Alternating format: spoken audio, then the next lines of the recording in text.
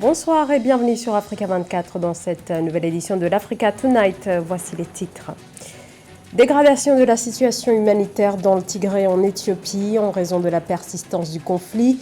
Plus de 5 millions de personnes ont besoin d'une aide alimentaire d'urgence. Le secrétaire général des Nations Unies, Antonio Guterres, appelle à un cessez-le-feu immédiat et exhorte les parties prenantes au conflit à entamer des pourparlers.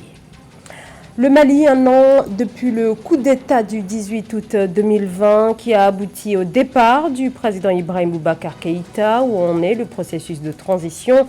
Nous ferons le point dans ce journal. Puis au Gabon, pour lutter contre le chômage des jeunes, le gouvernement souhaite mettre l'accent sur la professionnalisation des jeunes. Un nouveau dispositif vise l'insertion de 60 000 jeunes d'ici 2023.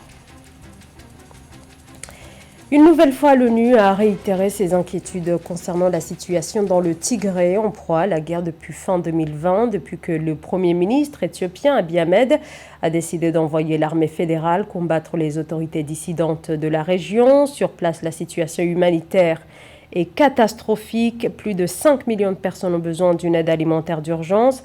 400 000 personnes sont-elles déjà confrontées à la famine et à l'insécurité alimentaire s'ajoutent plusieurs exactions contre les populations. Je vous propose d'écouter le secrétaire général des Nations Unies, Antonio Guterres, qui appelle au dialogue et à un cessez-le-feu immédiat. Le peuple éthiopien a trop souffert. Les conditions humanitaires sont infernales. Des millions de personnes sont dans le besoin. Les infrastructures ont été détruites. Nous avons entendu des témoignages directs de femmes qui ont été soumises à des violences indescriptibles. Et la propagation du conflit ne fait que plonger des personnes supplémentaires dans cette horreur. Il est temps que les parties prenantes prennent conscience qu'il n'y a pas de solution militaire et qu'il est vital de préserver l'unité et la stabilité de l'Éthiopie dans l'intérêt de toute la sous-région et au-delà. Dans cette perspective, j'appelle premièrement toutes les parties à cesser immédiatement les hostilités. Deuxièmement, l'accès humanitaire doit être garanti sans restriction et les services publics rétablis dans toutes les zones touchées. Troisièmement, les conditions doivent être créées pour permettre le début d'un dialogue politique dirigé par l'Éthiopie afin de trouver une solution à la crise. Un tel dialogue peut contribuer à s'attaquer aux causes sous-jacentes du conflit et garantir que les voies éthiopiennes ouvrent la voie à la paix. Nous continuerons à travailler avec l'Union africaine et les partenaires régionaux et internationaux pour soutenir le peuple éthiopien sur la voie de la paix et de la réconciliation. Il est maintenant temps de mettre un terme à la souffrance et toutes ces étapes sont essentielles pour y arriver. Bilan dramatique des dernières attaques perpétrées du 4 au 19 août au Mali, au Burkina Faso et au Niger. Le dernier bilan fait état de près de 200 morts, des civils et des militaires. La dernière attaque dans cette région du Sahel a tué 15 soldats maliens au cours d'une embuscade ce jeudi 19 août dans le centre du Mali.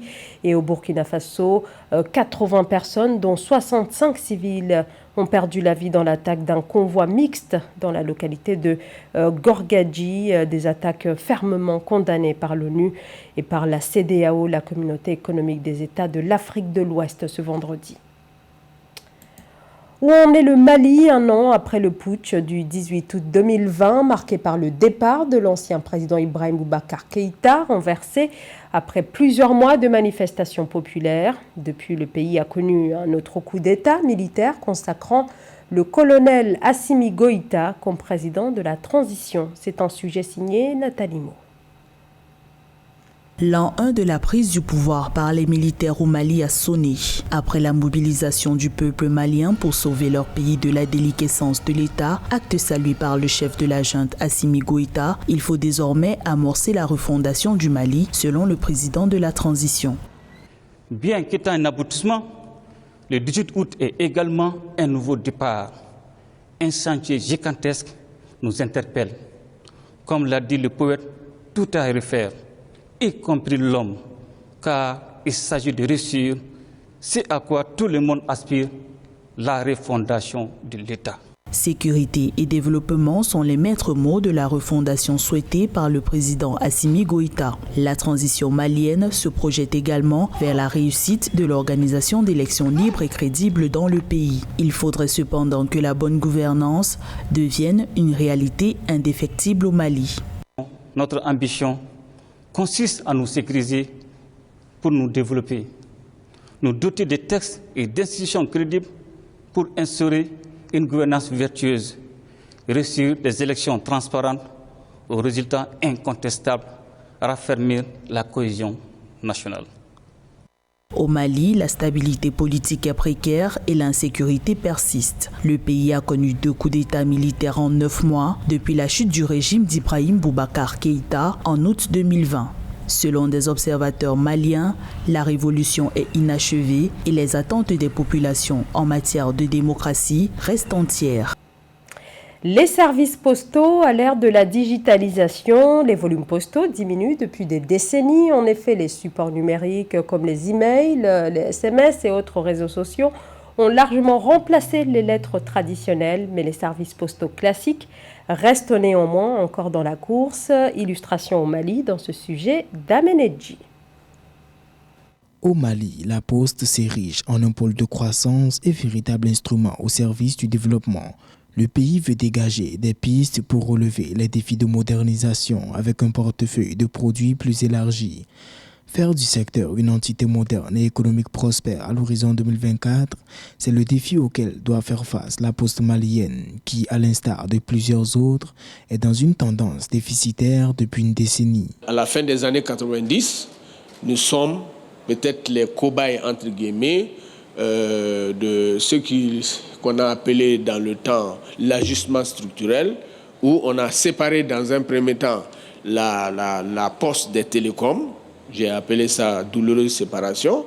La deuxième séparation, c'est qu'on a séparé également les services financiers des services, on va dire, traditionnels de la Poste. Les professionnels du métier de la Poste sont ainsi appelés à faire preuve d'ingéniosité, car en marge des produits innovants, l'avenir du courrier malien ne peut se jouer que par une réponse efficace aux besoins des populations grâce à l'amélioration qualitative des services. La diversification va s'imposer.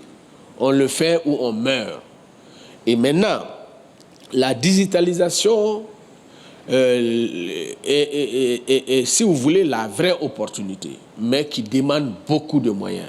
Ces moyens, nous l'espérons bien, doivent être apportés par nos États à travers une volonté politique de faire de cette infrastructure une infrastructure de développement. La présence du Mali au 27e congrès de l'Union postale universelle est une belle occasion pour faire le bilan de la mise en œuvre de la stratégie 2017-2020 et de définir le développement des services postaux sur tous les continents. Par ailleurs, les autorités sollicitent le soutien des délégués pour la candidature du Mali au conseil d'administration de l'Union postale universelle. Le Fonds international de développement agricole débloque 150 millions de dollars en faveur du développement de l'agriculture familiale en Angola. Un accord aurait été signé entre le FIDA et le gouvernement angolais et au total, ce sont plus de 200 000 foyers qui devraient bénéficier de cet appui de l'institution. Joël Ballot. L'Angola subit de plein fouet les effets du dérèglement climatique. Face à ce constat, le Fonds international de développement agricole a décidé de financer des projets d'appui à l'agriculture à hauteur de 150 millions de dollars. Cet apport financier vise à répondre aux enjeux de productivité et de résilience de l'agriculture familiale angolaise. L'appui du FIDA à travers ce financement pourra permettre, entre autres, l'amélioration des itinéraires techniques et des infrastructures de production, un renforcement de la transformation et des technologies et techniques post-récolte pour accroître la production et la valeur ajoutée des produits agricoles, ce qui ne sera qu'au profit et bénéfice des exploitants agricoles et des populations rurales qui verront une amélioration de leurs revenus et partant de leurs conditions de vie. En Angola, l'agriculture représente près de 10% du produit intérieur brut et occupe 68% de la population active. La mise en œuvre de ce projet va apporter une assistance aux communautés rurales de Benguela, Namibé, Kunene affectées par les changements climatiques. Par la suite, améliorer la sécurité alimentaire, la productivité de 200 000 familles et 125 000 exploitations agricoles, l'augmentation des activités génératrices de revenus en milieu rural. Il faut dire que, comme dans la plupart des pays au sud du Sahara, l'agriculture familiale est dominante, avec en moyenne 60% de la population qui la pratique. Et l'Angola n'échappe pas à ce tableau. L'agriculture familiale mérite une attention particulière au regard non seulement de la masse critique des personnes qu'elle mobilise, mais aussi au regard des nombreuses contraintes auxquelles elle fait face et qui conduisent à une faible productivité ayant une incidence sur les revenus des producteurs et le niveau de satisfaction en termes de sécurité alimentaire et nutritionnelle. Le projet de renforcement de la résilience de l'agriculture familiale angolaise est mis en œuvre sur 6 ans dans des zones agroécologiques arides, semi-arides et subhumides de plusieurs provinces. Ce financement en prêt à l'État mobilisé vient ainsi répondre aux enjeux de productivité et résilience de l'agriculture familiale angolaise. Dans le reste de l'actualité, 54 ONG sont suspendues en Ouganda, une mesure entrée en vigueur ce vendredi sur décision du gouvernement pour qui ces organisations exerçaient leurs fonctions sans être enregistrées auprès des autorités administratives locales. Le gouvernement évoque aussi des permis de travail expirés et l'absence de rapports et des comptes annuels des 54 ONG qui exercent notamment dans le domaine environnemental et politique, faisant notamment la promotion de la bonne gouvernance.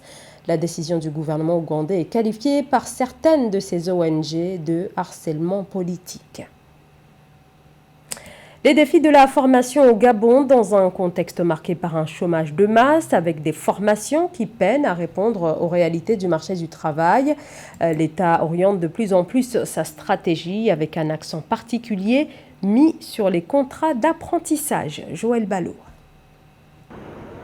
En 2021, nous devons faire plus pour notre jeunesse, disait le président gabonais Ali Bongo Ondimba dans son adresse à la nation le 1er janvier 2021. Pour joindre la parole à l'acte, un dispositif d'aide d'accès à l'emploi va être déployé par le gouvernement gabonais. L'opération vise à atteindre l'objectif d'insertion professionnelle de 60 000 jeunes gabonais à raison de 20 000 par an entre 2021 et 2023. Dans le cadre de cet apprentissage, c'est un type de formation qui imbrique directement l'offre pédagogique et les réalités du métier, puisque la formation se fait en alternance. Un temps de formation pratique en entreprise pour permettre vraiment l'acquisition des savoir-faire métiers et un temps de formation théorique dans une école, un centre de formation. À travers ce contrat d'apprentissage, le Gabon compte imposer aux entreprises qui ont plus de 20 salariés de réserver un quota de 5% de leurs effectifs à ses stagiaires et apprentis. L'entreprise a l'obligation de former l'apprenti afin qu'à terme du stage, il puisse bénéficier d'une expérience professionnelle et des acquis devant lui permettre d'intégrer le monde de l'emploi et de réduire au passage le taux de chômage des jeunes estimé à 36%.